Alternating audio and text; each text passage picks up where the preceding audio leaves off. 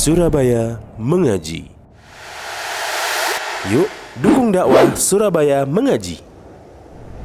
Salurkan harta terbaik Anda untuk operasional dakwah.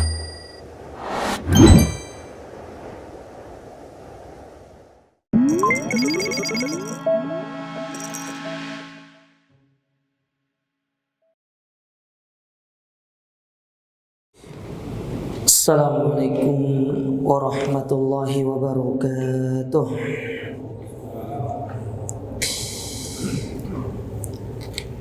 Innal hamdalillah nahmaduhu wa nasta'inuhu wa nastaghfiruh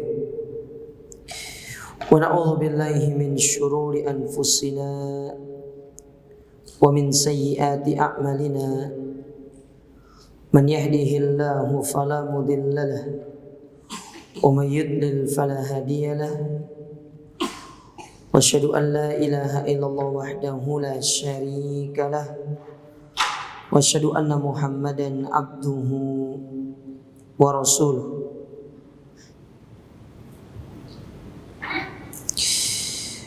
Amma ba'du, kaum muslimin wal muslimat, para jamaah yang semoga senantiasa dirahmati Allah. Alhamdulillah, kita bersyukur kepada Allah Azza wa Jalla.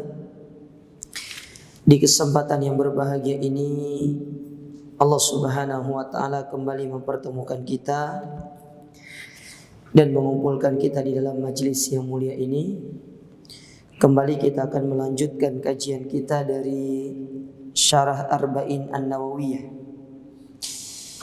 yang ditulis oleh Fadilatul Syekh Muhammad ibn Shalih Al-Utsaimin rahimahullahu ta'ala. Kita masih pada hadis yang ke-23, pelajaran yang ke-6 dari hadis ini, dan insyaAllah kita upayakan hadis ini selesai malam ini, sehingga pada pertemuan berikutnya kita masuk ke hadis yang ke-24. Tapi dikatakan di sini yang ke-6, pelajaran yang ke-6 yang diambil dari hadis ini, anna salata nurun, bahwasanya salat itu adalah cahaya. Wa yatafarra'u ala hadha, dan di antara poin yang juga bisa dipetik dari salat itu adalah cahaya, al-hasu ala kasratis salat, bahwasanya kita dianjurkan untuk memperbanyak salat. Tentu yang dimaksud di sini adalah kalau memperbanyak salat adalah salat sunnah. Karena salat wajib tidak bisa diperbanyak. Dia tidak bisa dikurangi, tidak bisa diperbanyak. Dikurangi pun itu disebabkan kalau antum safar, boleh mengqashar. Normalnya kan 17 rakaat sehari semalam. Tetapi ketika antum lagi safar, antum boleh mengqashar salatnya. Tapi yang diqashar hanya yang 4 rakaat saja. Namun yang ditekankan di sini adalah salat sunnah, memperbanyak salat sunnah.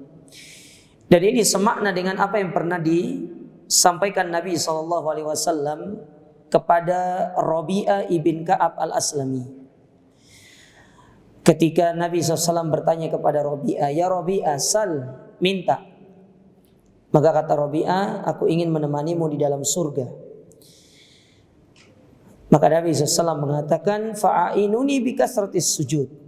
Maka bantulah aku dengan engkau memperbanyak sujud. Maksudnya memperbanyak sujud adalah memperbanyak ibadah salat sunnah. Jadi salat sunnah itu bervariasi rakaatnya. Terserah antum mau melakukan yang mana. Semakin banyak semakin afdal. Tapi percuma banyak, tapi kalau tidak memperhatikan tumaknina sama saja dengan bohong. Jadi perhatikan tumakninanya, perhatikan apa yang menjadi kesempurnaannya, maka dengan demikian salat sunnah itu akan menjadi bermanfaat.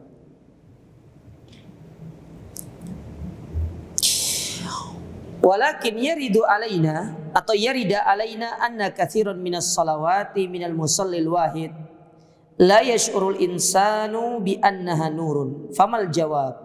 Akan tetapi ada sebuah masalah. Banyak orang itu dia sholat, tetapi dia tidak merasakan sholat itu sebagai cahaya dalam dirinya. Ada orang dia sholat,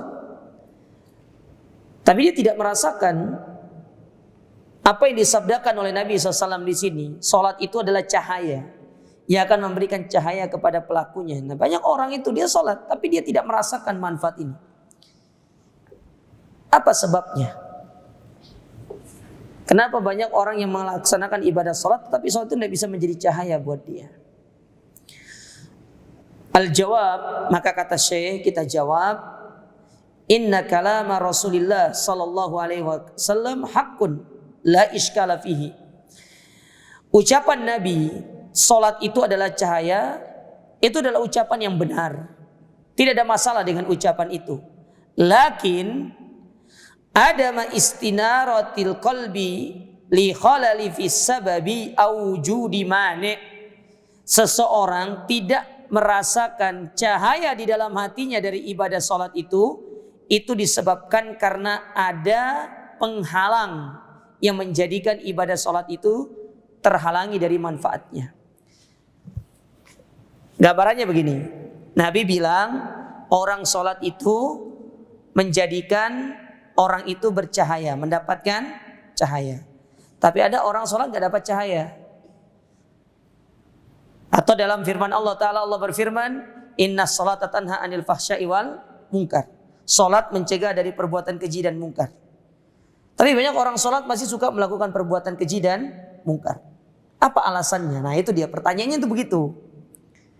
Maka jawaban saya di sini bisa jadi manfaat yang disebutkan oleh Allah Ta'ala dan Rasulnya, sholat itu cahaya, sholat itu mencegah dari perbuatan keji dan mungkar, tidak kita rasakan disebabkan karena ada penghalangnya. Ada yang menghalangi kita untuk kita merasakan yang demikian. Mana contohnya? Faman khalata salatahu biriya'in fahuna khalalun fis sababi li'annahu lam yukhlis. Contoh misalkan ketika seorang mencampurkan sholatnya dengan riya. Orang kalau sudah sholatnya riya, dia tidak akan merasakan manfaat dari sholat yang dijanjikan oleh Allah Ta'ala dan Rasulnya tadi. Dia riya kok.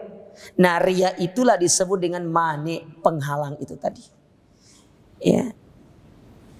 Jadi sederhananya ya, ini cahaya nih. Dia mau sholat orang ini. Cahaya itu akan mendekati dia.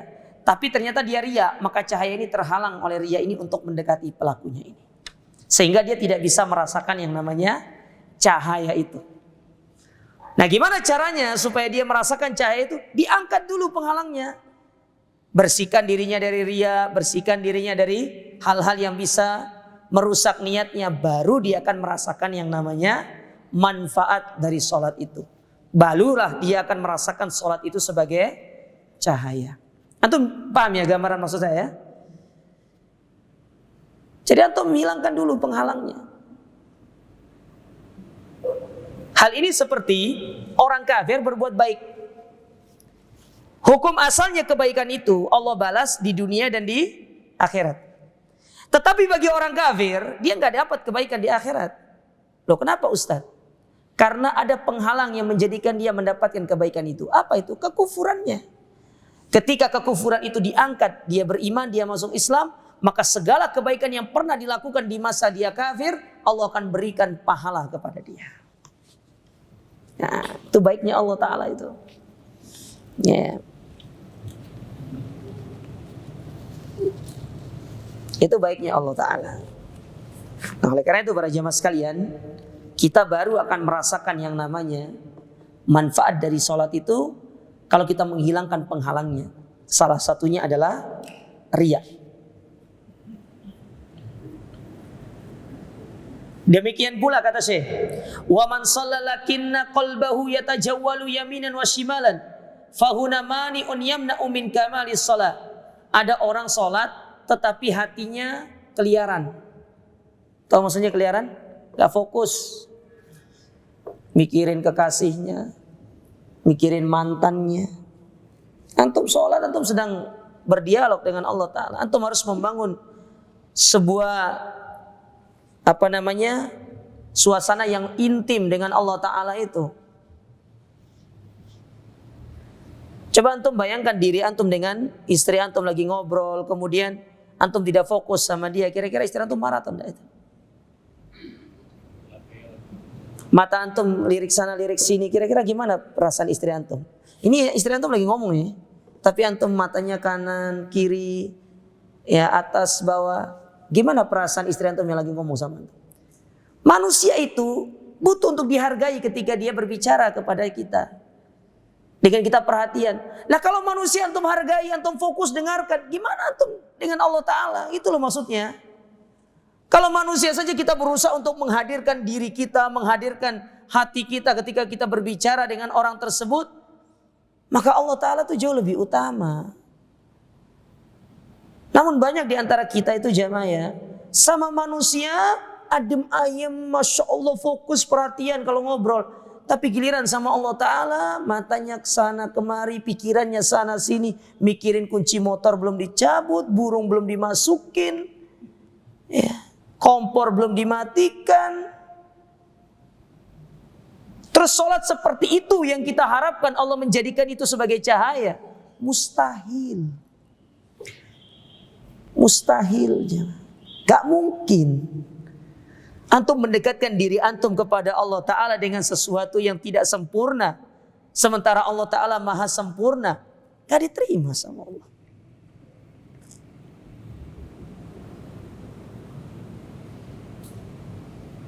Nah ini yang menjadi fokus kita sekarang itu. Makanya kan ada orang-orang itu jasadnya sholat, tapi hatinya nggak tahu. Kelayapan kemana, PGS mungkin tuh nggak tahu sana tuh. Apa mungkin Pasar Turi sana itu. Orang sing kelayapan di mana lagi tuh, bu nggak ngerti. Ya, mungkin lagi keliling cari sego pecel dekat sini, nggak ngerti sudah. Hatinya ke sana sini, tapi dia sedang ibadah sama Allah Ta'ala.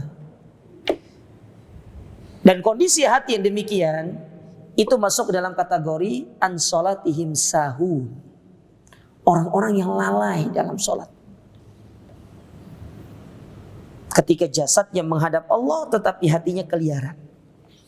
Jangan harap kita akan mendapatkan apa yang Allah dan Rasulnya janjikan kepada kita. Makanya kita khusyuk. Ya. Khusyuk. Menghadirkan hati. Menghadirkan jiwa. Dunia ditinggalkan dulu di luar. Kalau antum masuk masjid, jangan ingat sama dunia itu. Tinggalkan dulu di luar. Nanti setelah antum keluar, antum ambil lagi dunia antum. Baru antum cari dunia itu. Tapi ketika antum masuk ketemu dengan Allah Ta'ala, maka fokuskan diri antum. Kita bertemu dengan Rabbul Alamin. Ini bukan presiden loh ya, bukan raja. Kita bertemu dengan Rabbul Alamin yang memberikan kehidupan kepada kita, yang memberikan rizki kepada kita, yang memberikan segalanya kepada kita.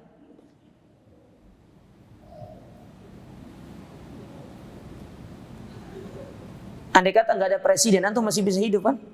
Bisa. Allah Ta'ala yang jamin kita. Maka kita bertemu dengan Allah Ta'ala, jadilah orang yang beradab. Jadilah kita orang yang beretika. Etika itu bukan hanya kepada manusia. Etika yang paling sempurna. Dan kata para ulama, goyatul ahammiyah, puncak dari etika itu ketika seorang beretika kepada Allah. Baru dikatakan kita beretika dengan etika yang tinggi. Syukur-syukur bisa mengikuti sholatnya Nabi. Sholat sampai kakinya bengkak. Baru satu malam, 1 juz saja sudah banyak yang kabur. Apalagi 1 rakaat 3 surat. 6 juz, hampir 6 juz itu. Bayangkan 1 rakaat 6 juz. Kayak kita duduk depan presiden itu, sanggup kita duduk 12 jam itu dengan tidak bergeming sedikit pun. Tapi giliran bertemu dengan Allah Ta'ala, subhanallah, perlu diperbaiki diri kita seperti ini. Ya. Nah, kalau sudah demikian, kita tidak akan mendapatkan apa yang dijanjikan dari salat tadi. Salat mencegah dari perbuatan keji dan mungkar, salat menjadi cahaya. Gak akan pernah bisa kita. Jangan harap. Waqis ala hadza kulli syai'. Maka metode ini bisa dikiaskan dalam segala ibadah. Contoh, puasa. Allah berfirman, kutiba alaikumus siyam kama kutiba alal ladzina min qablikum la'allakum tattaqun.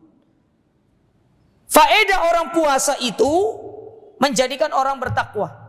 Dan di antara ciri bertakwa, menjauhkan diri dari maksiat. Ustaz, banyak orang habis puasa.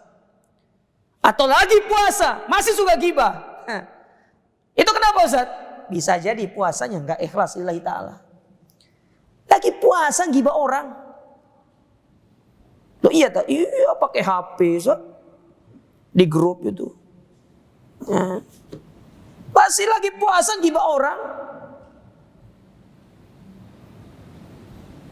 Apa alasannya? Bisa jadi karena ketidakikhlasan dia dalam berpuasa. Mungkin karena dia menganggap puasa kan rutinitas tahunan, ya sudah puasa aja. Atau dia hanya sekedar menggugurkan kewajiban puasa itu sudah. Sehingga apa yang Allah janjikan dari puasa itu tidak kita dapatkan. Karena tidak dibangun dari hati yang tulus. Makanya kenapa kita selesai puasa belum keluar dari madrasah keimanan. Karena kita mengawali puasa kita dengan tidak ikhlas kepada Allah Ta'ala. Makanya bab ikhlas itu jamaah ya. Bab yang tidak boleh antum pelajari sekali, dua kali pertemuan.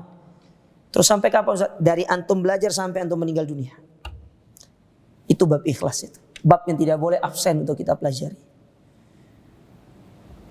Masih jauh kita dari keikhlasan jamaah. Justru orang yang mengaku dirinya ikhlas itu dia butuh kepada keikhlasan itu. Keikhlasan itu tidak perlu mengakui dirinya ikhlas. Saya ikhlas Ustaz. Nah itu butuh ikhlas itu. Karena dia mengakui dirinya ikhlas. Orang ikhlas itu tidak perlu mengakui dirinya ikhlas. Tapi cukup hatinya yang benar-benar dia bermunajat kepada Allah Ta'ala. Itu orang ikhlas. Ya. Ustaz Masya Allah. Saya kasih kemarin sama dia. Saya ikhlas Ustaz. Itu tidak ikhlas itu. Karena ngomong. Orang ikhlas gak perlu ngomong. Coba. Salah, keliru antum kalau antum ngomong ikhlas itu. Antum pernah dapat riwayat Nabi mengatakan aku ikhlas? Ada nggak? Ya. Ketika para ulama menyebutkan tentang ikhlas, apa kata para ulama? An yukhlisu qalbuhu fil amal, yaitu hatinya ikhlas. Hati bukan ini, tapi apa? Hati, bukan lisan. Bukan lisan yang ngomong, hati yang ikhlas itu, bukan lisan.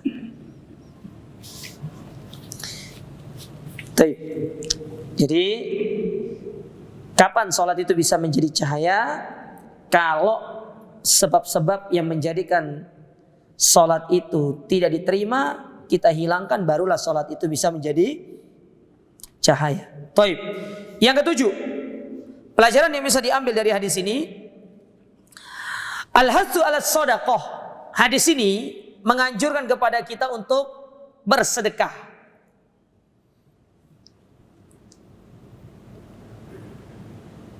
Menganjurkan kepada kita untuk bersedekah. Dan ingat, sedekah itu baru dikatakan sedekah, pemberian itu baru dikatakan sedekah. Kapan itu? Ketika kita mengeluarkan sedekah tersebut atau harta itu taqarruban ilallah, dalam rangka untuk mendekatkan diri sama Allah Ta'ala. Makanya kata para ulama ketika menjelaskan apa sih definisi sedekah? Sedekah itu adalah al-atiyatul latu yubtagha bihas sawabu indallah, yaitu satu pemberian yang mana pemberian itu diharapkan dan mendapat pahala di sisi Allah. Jadi kalau apa yang kita keluarkan dari harta tidak mengharapkan wajah Allah, tidak mengharapkan pahala di sisi Allah, maka pemberian itu tidak dikatakan sedekah, hanya disebut pemberian biasa. Jadi pemberian harta atau sesuatu, mungkin makanan, kapan dikatakan itu sebagai sedekah? Kalau niat kita memberi dalam rangka untuk mengharapkan pahala di sisi Allah. Itu poinnya.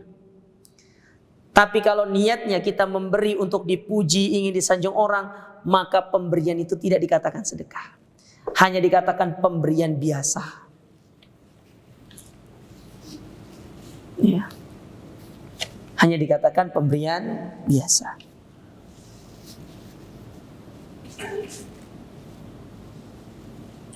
Perhatikan masalah ini jemaah. Kadang-kadang kita sering salah dalam masalah ini. Sering miss kita dalam masalah ini. Betapa banyak yang sudah kita keluarkan dari harta kita untuk membantu orang. Kita anggap selama ini kita bersedekah, tetapi niat kita hanya sekedar ingin disanjung, dipuji. Tahu-taunya itu hanya sekedar al-atiyah, pemberian biasa, tidak mengandung unsur sedekah. Rugi kita. Ya, rugi. Sungguh sangat rugi. Makanya dikatakan oleh Nabi SAW, as-sadaqatu burhan. Sedekah itu adalah bukti. Kenapa dikatakan sedekah itu bukti? Karena orang yang mengeluarkan sedekah itu benar-benar yang mendorong dia adalah keimanannya. Karena dia yakin setiap yang dia keluarkan dari hartanya itu Allah Ta'ala pasti akan memberikan balasan. Pasti akan mengganti dengan yang lebih baik. Dia yakin dengan semua itu. Dia tidak melihat hari ini ketika dia mengeluarkan sedekah itu, tetapi dia yakin suatu saat dia akan melihat apa yang telah dia keluarkan tersebut Allah ganti. Tidak hanya di dunia, tapi dia akan melihat hasilnya nanti di hari kiamat.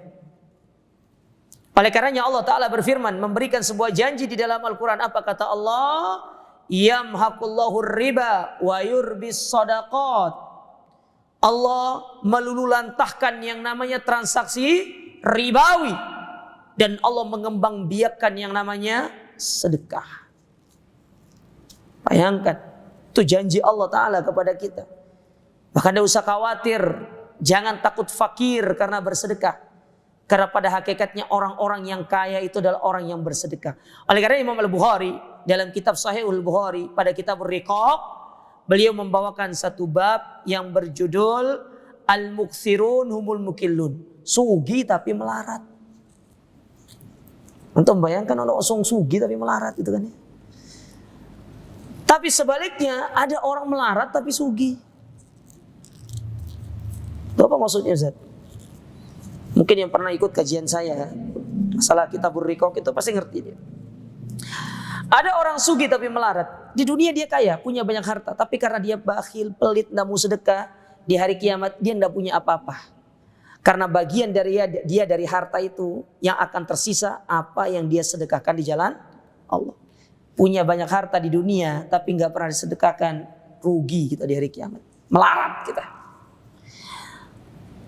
Tapi sebaliknya ada orang di dunia ekonominya biasa aja, tapi dia punya rutinitas sedekah. Tidak banyak sedekahnya. Per minggu dia keluarkan 5.000, kadang 2.000, mungkin 10.000. Ya, dia keluarkan, tapi rutin dia keluarkan. Tidak banyak nominalnya. Di hari kiamat orang seperti ini nih bisa jadi orang kaya. Karena dia punya bagian yang banyak dari harta yang dia dapatkan selama di dunia. Namun tentu tingkatan yang paling afdol itu kalau antum kaya di dunia, antum kaya di akhirat. Antum sugih di dunia punya banyak uang, gunakan di akhirat, antum jadi orang kaya. Ya. Tinggal antum mau pilih itu. Antum mau jadi orang sugih di dunia tapi melarat di akhirat, sugih di dunia kaya di akhirat, atau melarat di dunia sugih di akhirat. Atau yang terakhir, melarat dua-duanya. Ya. Paling tidak kalau kita tidak bisa menjadi orang kaya di dunia, kaya di akhirat, jadilah orang yang di bawahnya. Tidak terlalu sugih di dunia, tetapi sugih di akhirat. Jadi yang itu aja. Kalau antum tidak bisa jadi yang pertama. Karena tidak semua orang memiliki kesempatan menjadi yang pertama itu. Dzalika fadlullah yu'ti may yasha. Para sahabat pun tidak semua diberikan harta oleh Allah Ta'ala. Yang kaya dari para sahabat sebagian, yang miskin banyak. Makanya kan pernah datang sebagian para sahabat kepada Nabi SAW. Ya Rasulullah, kami iri sama orang-orang sugi itu. Kenapa? Dia punya harta. Mereka sholat seperti kami sholat. Mereka puasa seperti kami puasa. Ya. Mereka mendapatkan pahala seperti kami mendapatkan pahala. Tapi ada yang kami gak bisa tentang mereka. Mereka punya harta, mereka berinfak. Kami gak punya harta, kami gak bisa. Apa jawaban Nabi SAW? Dzalika fadlullahi yu'tihi man yasha. Itulah keutamaan yang Allah berikan kepada masing-masing manusia. Masing-masing manusia, beda-beda. Tetapi ketika kita masuk dalam kategori itu, Allah berikan kita keutamaan. Antum orang sugih, diberikan harta oleh Allah Ta'ala di dunia, antum manfaatkan sebagai sebab antum sugih di hari kiamat. As-shadaqatu burhan. Sedekah itu merupakan bukti. Dalilu sidqi imanina. Bukti sebagai kejujuran dari keimanan kita kepada Allah Ta'ala. Dan antum kalau membaca tentang ayat-ayat atau hadis dalil-dalil yang berbicara tentang sedekah ini banyak juga. Nanti coba antum lihat di dalam kitab-kitab para ulama tentang masalah ini.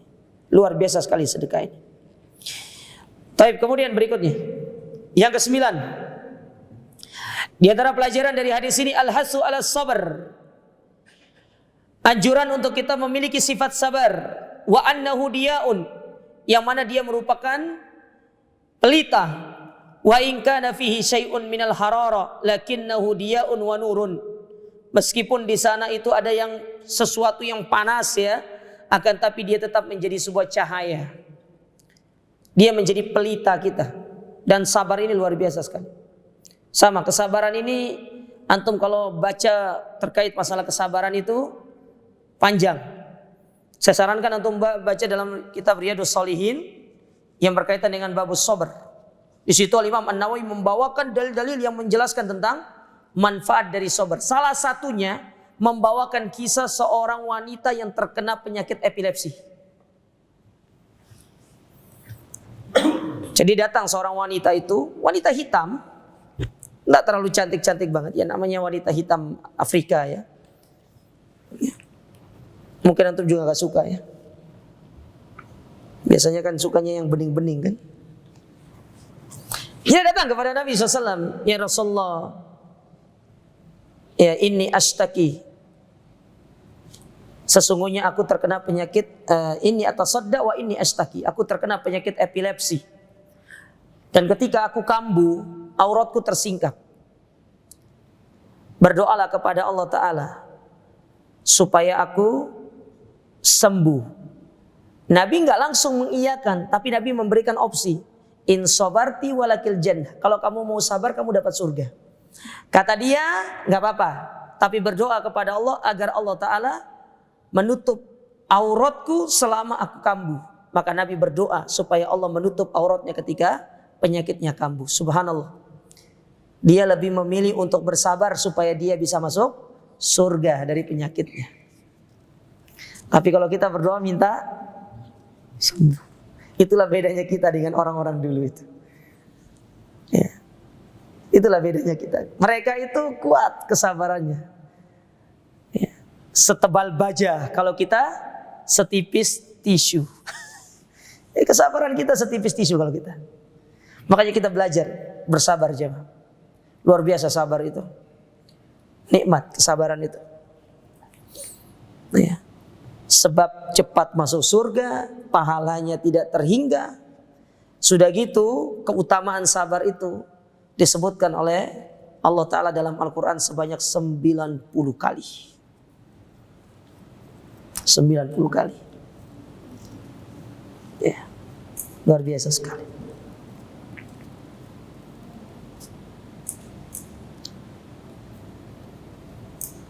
Maka semoga Allah Ta'ala memberikan kita kesabaran. Makanya sabar itu dibutuhkan dalam segala aspek, jemaah. Termasuk menuntut ilmu. Butuh yang namanya kesabaran. Kalau kita nggak sabar, kita nggak paham-paham. Justru yang menjadikan kita datang ke sini, itu kesabaran kita. Maka ketika seorang tidak memiliki kesabaran, dia tidak akan bisa melakukan ibadah kepada Allah Ta'ala. Nanti untuk buka dalam kitab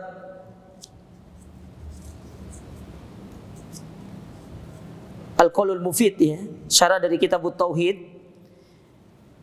Di situ Syekh Muhammad bin Shalih Al-Utsaimin membawakan pada bab-bab awal itu, penjelasan awal tentang jenis-jenis kesabaran, di mana beliau membawakan ada 3 jenis kesabaran. Sabar dalam ibadah, sabar dalam meninggalkan maksiat, dan sabar di dalam kita menerima segala takdir yang kurang menyenangkan. Ya. Beliau bawakan di situ dalam kitab beliau Al-Qaulul Mufid. Yang ke-10. Di antara pelajaran yang bisa diambil dari hadis ini, anna hamilal Qur'ani imma ghanimun wa imma gharimun. Bahwasanya orang yang dia itu terikat dengan Al-Quran, bisa jadi dia beruntung atau bisa juga dia buntung. Jadi gorim itu buntung, gonimun itu beruntung. Walaysa hunaka murattabat atau martabatun la lahu wala alai, imma lil insani wa imma alal insan. Jadi Al-Quran itu bisa menjadi penolong, bisa menjadi sebab kita dibinasakan. Dan ini tergantung sejauh mana kita mengamalkan apa yang kita pahami dari Al-Quran. Makanya kata Nabi SAW, Al-Quranu hujjatun laka au alaika. Quran itu bisa menjadi penolongmu atau bisa menjadi sebab engkau dimasukkan ke dalam api neraka. Kapan dia bisa menjadi penolong kita? Ketika kita membaca dan mengamalkan. Ya, ketika kita bisa membaca dan mengamalkannya. Sedangkan dia akan menjadi sebab kita dibinasakan ketika kita memahami isinya tetapi tidak mengamalkannya. Kita masuk ke dalam firman Allah Ta'ala, kabura maqtan indallahi an taqulu ma la taf'alun. Engkau menyampaikan sesuatu tetapi engkau tidak mengamalkannya untuk dirimu sendiri. Maka berdoa sama Allah jemaah, semoga kita bisa mengamalkan apa yang sudah kita pelajari dari Al-Quran. Kelak dia akan menjadi saksi di hadapan Allah. Fulan bin Fulan, dia mengamalkan aku ya Allah, berikan dia syafaat. Jadi Al-Quran itu akan memberikan syafaat bagi orang-orang yang mempelajari dan membacanya. Ya, oleh karena itu para jamaah sekalian, jangan anggap sepele Al-Quran itu. Ini kitab suci kita, ini pedoman hidup kita. Makanya ketika banyak orang meninggalkan Al-Quranul Karim, coba lihat apa yang terjadi. Mereka mengikuti kebiasaan orang-orang kafir, seperti kemarin-kemarin itu. Kenapa banyak di antara manusia ini ya mengucapkan ini, menyampaikan ini kepada orang-orang kafir? Karena dia meninggalkan pedoman hidupnya. Padahal jelas di dalam Al-Quranul Karim Allah mengatakan apa kata Allah Ta'ala? La tajidu qauman yu'minuna billahi wal yaumil akhir yuwaduna man haddallaha wa rasulah. Tidak akan engkau dapati di dalam diri orang-orang yang keimanannya original, keimanannya sejati, ia berpegang teguh dengan Al-Quran, lalu kemudian dia itu bermesraan dengan orang-orang yang melakukan kemaksiatan. Tidak mungkin. Ada orang mengaku berpegang teguh dengan Al-Quran, berpegang teguh dengan Sunnah, tetapi di satu sisi dia membenarkan perbuatan orang kafir. Ini konyol jemaah. Tidak mungkin. Orang yang berpegang teguh dengan kebenaran, dia akan mengatakan yang hak itu hak, yang batil itu batil. Maka nggak ada ceritanya orang-orang berada di atas kebenaran kemudian dia membenarkan kebatilan dengan alasan toleransi. Itu tidak mungkin. Ini mustahil. Adapun mereka yang mengetahui tentang satu kebenaran tapi tidak mau menyampaikan kebenaran itu, justru malah mereka menutupinya, maka pada hakikatnya mereka itu tidak mengamalkan kebenaran itu. Berarti dalam kondisi itu mereka jatuh ke dalam ittibaul hawa, mengikuti hawa nafsu. Pada saat itu dia tidak dikatakan alim. Tolong digarisbawahi ucapan saya. Seorang itu baru dikatakan alim tentang satu ilmu yang dia pelajari kalau dia mengamalkan ilmu itu. Contoh, dia tahu tentang kebenaran, memahami tentang Isa bin Maryam itu adalah titipan Allah Ta'ala kepada rahimnya Maryam. Kalimat Allah yang Allah lemparkan ke dalam Maryam. Kalau ada orang kemudian mengatakan bahwasanya boleh mengucapkan selamat hari Natal kepada orang kafir dengan alasan toleransi beragama, sementara dia adalah orang yang mengaku memahami tentang Al-Quran dan Sunnah, maka pada saat itu dia bukan orang alim, dia orang jahil. Karena kalau orang alim tidak mungkin mengatakan demikian. Dia akan mengikuti kebenaran. Jadi kalau dia mengatakan justru sebaliknya, di saat itu dia bukan orang alim, dia orang jahil. Karena dia tidak mengamalkan ilmunya. Orang alim itu dia mengamalkan ilmunya. Apa ilmunya? Ya. Wa anta syahada alla ilaha illallah wa anna muhammadar rasulullah wa Isa kalimatuhu alqaha ila Maryam. Isa itu adalah kalimat Allah yang Allah lemparkan kepada Maryam. Itu yang kita imani. Maka kita akan mengatakan hari raya tersebut bukan hari raya yang benar. Itu baru di atas ilmu. Tapi kalau tadi dengan alasan toleransi itu dia bukan orang alim seperti itu. Berarti dia ittiba'ul hawa, mengikuti hawa nafsu. Dan sudah sering saya ulang-ulang di majelis ini.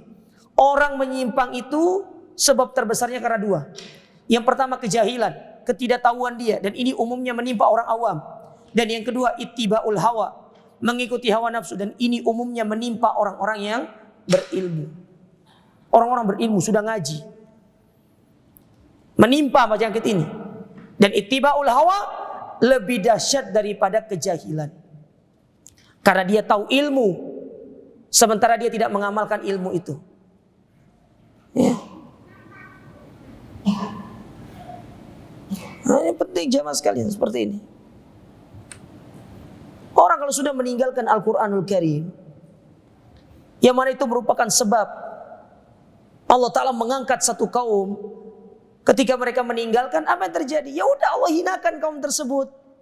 Makanya Umar bin Khattab pernah mengatakan, ini perkataan emas, antum tulis nanti di rumah dengan tinta emas.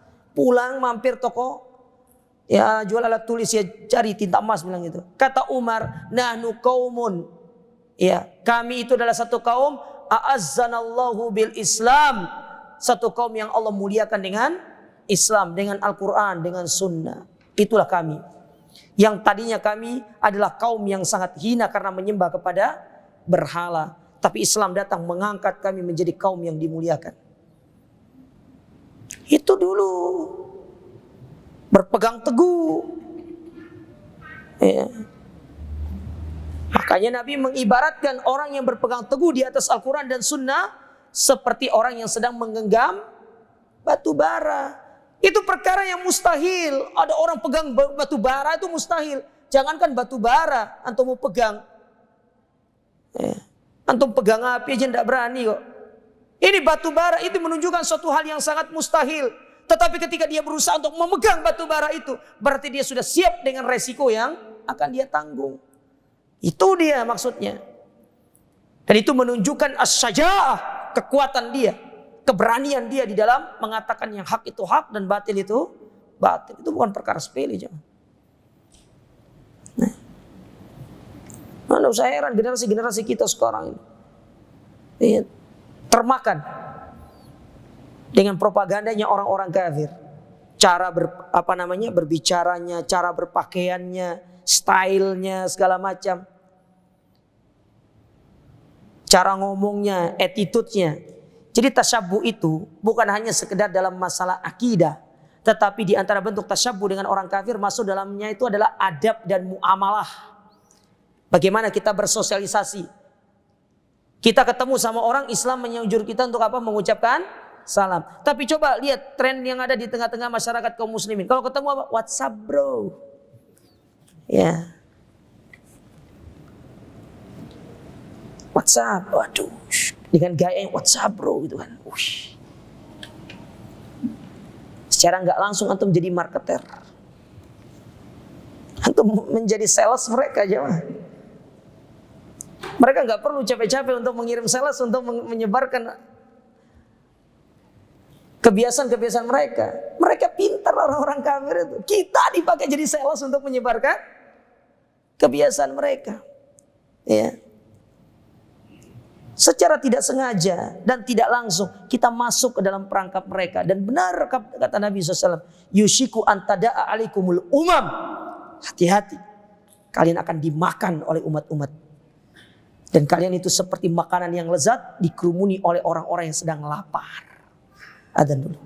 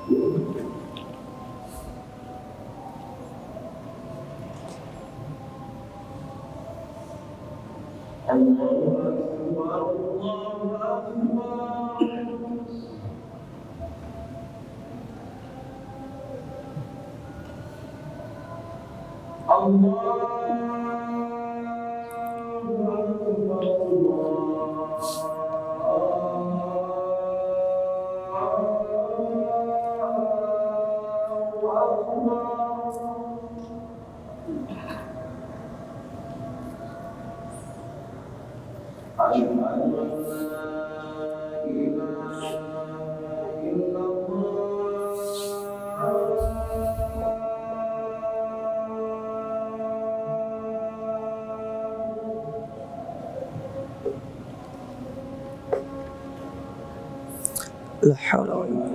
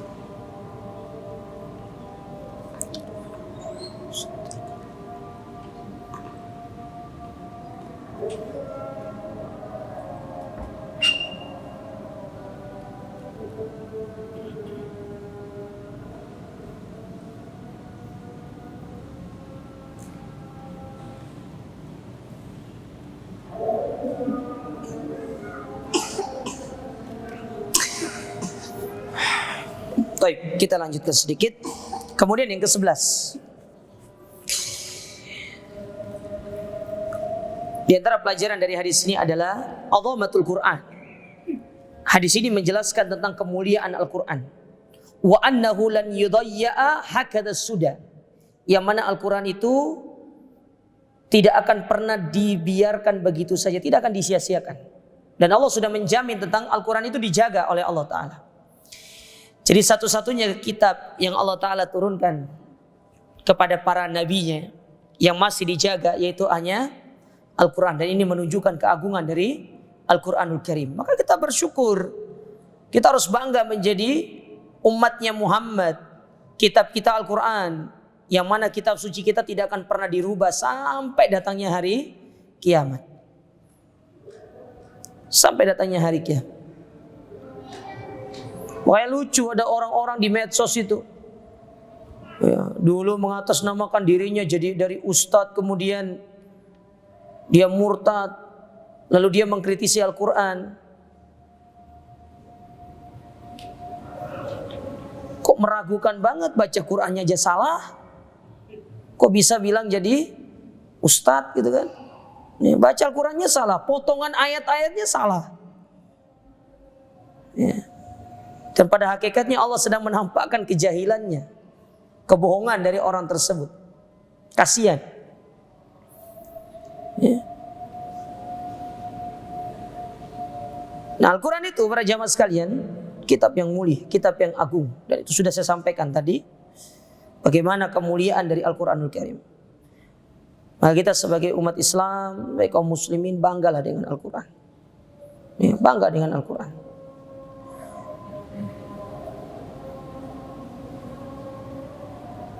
Dan di antara bentuk kita membanggakan Al-Quran adalah dengan kita membaca dan mengamalkan. Bukan dipajang. Nanti di rumahnya dipajang Al-Quran itu. Sudah gitu belum dibuka plastiknya. Artinya nggak pernah dibaca. Ya, jadi ada pajangan aja. Al-Quran itu bukan dipajang, dibaca. Ya, dibaca Al-Quran itu. Baik. Yang ke-12. Pelajaran dari hadis ini, bayanu halin nas wa anna kullan nasi ya'maluna minas sabah.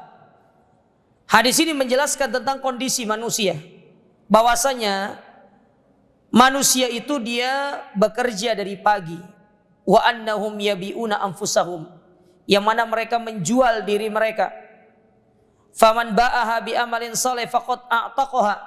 Maka kalau orang-orang yang menjual dirinya dengan amal kebaikan, maka niscaya dia akan selamat nanti di hari kiamat.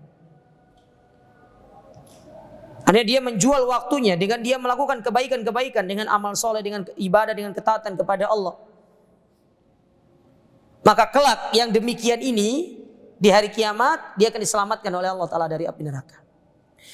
Tapi sebaliknya, wa man ba'aha bi amalin sayyi'in faqad aubaqaha.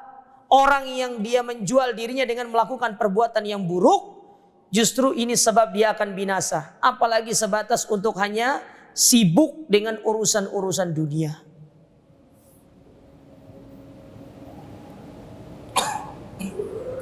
Coba kita koreksi diri kita aja.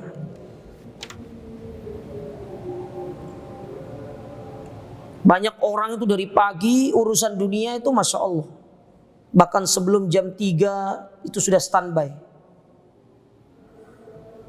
Tapi yang sangat saya sesali dan sangat saya kasihani gitu loh.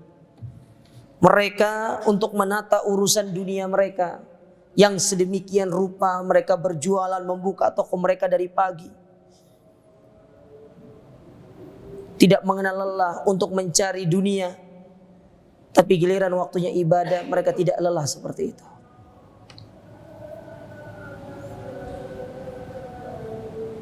Rizki yang mendatangkan Allah. Berdagang, bekerja, itu sebab.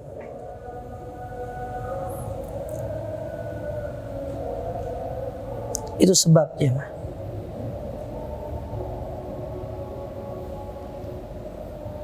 Kalau antum ingin mendapatkan keberkahan, dekati pemilik rizki itu. Jangan hanya fokus kepada sebab. Ada orang sama-sama berobat ke dokter yang sama, tetapi hasilnya beda. Ada orang berjualan di pasar yang sama, dengan customer yang sama, dengan dagangan yang sama, sama-sama jual produk yang sama, jual ikan.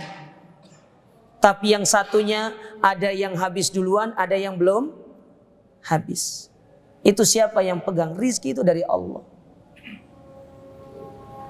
Kita cukup berusaha. Selebihnya dekati pemilik rizki itu. Saya banyak orang ninggalin ibadah, subhanallah. Sholatnya ditinggalkan. Ya, bahkan ketika di bulan Ramadan dengan alasan saya kerja berat Ustadz, Kerja berat Ustaz, makanya saya tidak puasa. Karena kalau saya puasa tidak sanggup saya. Dulu para sahabat perang Badar itu di bulan Ramadan. Mereka disuruh puasa sama Nabi SAW. Mereka disuruh puasa.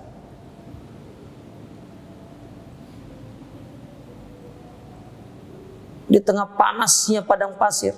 Dan di saat itu bukan musim dingin tapi musim panas.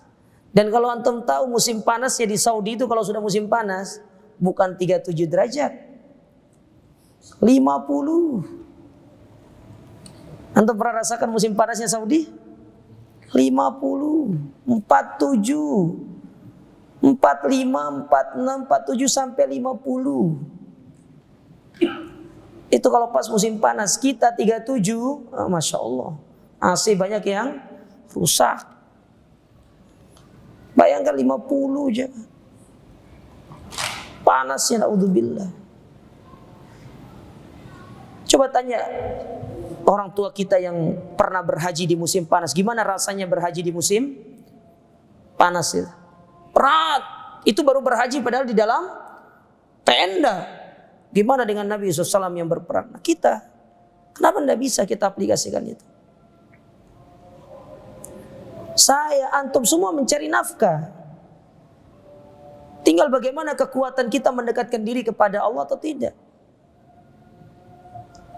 Kan yang membedakan kita semua ini sejauh mana kita mendekatkan diri kita kepada Allah. Kalau kita semakin dekat dengan Allah, pekerjaan itu diringankan sama Allah Ta'ala. Meskipun kita berada di terik panas matahari yang sangat menyengat, tapi kalau kita benar-benar mendekatkan diri kita sama Allah Ta'ala, dimudahkan urusan kita sama Allah. Tidak ada tidak mungkin bagi Allah Ta'ala. Mungkin bagi yang lainnya panas, tapi mungkin bagi antum sangat sejuk, bukan tidak mungkin. Loh mungkin Ustaz? Mungkin. Lihat bagaimana Allah Ta'ala menjadikan api yang panas kepada Nabi Ibrahim itu. Kuni bardan wassalima. Jadilah engkau api yang dingin dan selamat bagi Nabi Ibrahim. Kenapa enggak mampu? Kalau api saja mampu menjadi dingin, apalagi sekedar cuaca. Yang menjalankan segala sesuatu di muka bumi kan Allah Ta'ala. Yang mengatur alam semesta kan Allah. Jadi ikhwan, ya, saya ingin nasihat diri saya pribadi dan kepada antum semuanya. Ini untuk diri saya pribadi. Ya, kita berusaha untuk menjadi hamba-hamba yang menjual dirinya untuk mendapatkan keselamatan akhirat. Allah tidak pernah melarang antum mencari dunia, tidak pernah melarang antum mencari nafkah. Kewajiban kita untuk mencari dunia, mencari nafkah itu berikan istri dan anak-anak kita. Tapi yang dilarang itu ketika kita mencari dunia, jangan sampai kita mengorbankan ibadah. Wahai sholat, wahai ibadah. Tenang, rizki itu yang datangkan Allah Ta'ala kepada kita. Antum punya toko, antum tutup dulu tokonya ketika sholat. Setelah itu antum buka lagi. Insya Allah setelah itu rizki itu akan datang dengan begitu lancarnya. Ini bagi orang-orang yang yakin sama Allah Ta'ala. Bangun rasa kepercayaan itu, keyakinan, husnudzon itu kepada Allah. Tuflihun, kelak kita akan menjadi orang-orang yang beruntung. Terakhir, di antara pelajaran dari hadis ini, anna khurriyata hakikiyah atau haqiqah, bahwasanya kebebasan yang sejati, kemerdekaan yang sejati itu adalah al-qiyamu bi taatillah. Ketika seorang itu mendirikan ketaatan kepada Allah.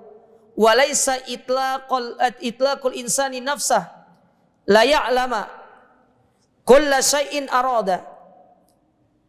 Ya. Yaitu bukan tatkala dia itu bebas untuk melakukan segala hal yang dia inginkan, bukan. Maksiat mau terserah dia, taat mau terserah dia, tidak. Tetapi orang yang hurriyah, yang sejati, bebas yang sejati itu ketika dia tunduk dan patuh kepada segala perintah Allah, itu adalah kebebasan yang sejati. Maksiat ditinggalkan, taat dia taat. Karena ketika dia tidak meninggalkan kemaksiatan, dia hanya sibuk dengan kemaksiatan dan melupakan ketaatan, berarti dia sedang menjadi budak-budaknya syaitan. Karena syaitan menyuruh kita untuk melakukan kemaksiatan. Sementara Allah Ta'ala menyuruh kita ibadah. Dan manfaat ibadah itu diri kita sendiri. Sekali lagi kita tegaskan ya. Allah tidak mendapatkan manfaat sedikit pun dari ibadah yang kita lakukan. Tidak didapatkan sama Allah Ta'ala. Antum sholat yang tenang antum, yang bahagia antum, Allah gak dapat apa-apa. Kita puasa yang dapat manfaatnya, kita, Allah gak dapat apa-apa. Kita nyembeli, kata Allah Ta'ala, lan yanalallaha luhumuha wala dima'uha. Kita nyembeli, dagingnya kita yang makan, kita yang nyate, ya, kita yang kena kolesterol. Ya, tapi saya belum temukan ya, daging kurban itu menyebabkan kolesterol itu belum temukan saya. Karena insya Allah dijaga sama Allah daging kurban itu. Kecuali daging di luar kurban baru ada kolesterolnya kayaknya siapa? Ya. Yang rasakan kita bukan Allah. Demikian pula meninggalkan ibadah yang merasakan keburukannya kita sendiri, bukan Allah. Allah gak merasakan apa-apa dari maksiat kita. Allah tidak merasakan apa-apa dari ibadah kita. Kita semua yang merasakan. Kita sholat ya kita bahagia, enggak sholat ya kita yang sengsara. Kita sedekah kita yang bahagia, enggak sedekah kita juga yang sengsara. Karena Allah Ta'ala mengatakan tentang dirinya, Innallaha ghaniyun hamid. Allah itu maha kaya lagi maha terpuji, enggak butuh kepada kita. Kita yang butuh sama Allah Ta'ala. Maka semoga kita termasuk orang-orang yang senantiasa menundukkan dirinya kepada Allah Ta'ala. Dan semoga Allah Ta'ala menjadikan kita orang istiqomah di atas ketaatan sampai kita meninggal dunia. Tapi dengan demikian selesailah kita dari hadis yang ke-23. InsyaAllah pertemuan berikutnya kita masuk hadis yang ke-24. Wallahu a'lam bishawab. Subhanakallahumma rabbana bihamdika. Syulan tastaghfiruka wa atubu ilaik. Wassalamualaikum warahmatullahi wabarakatuh.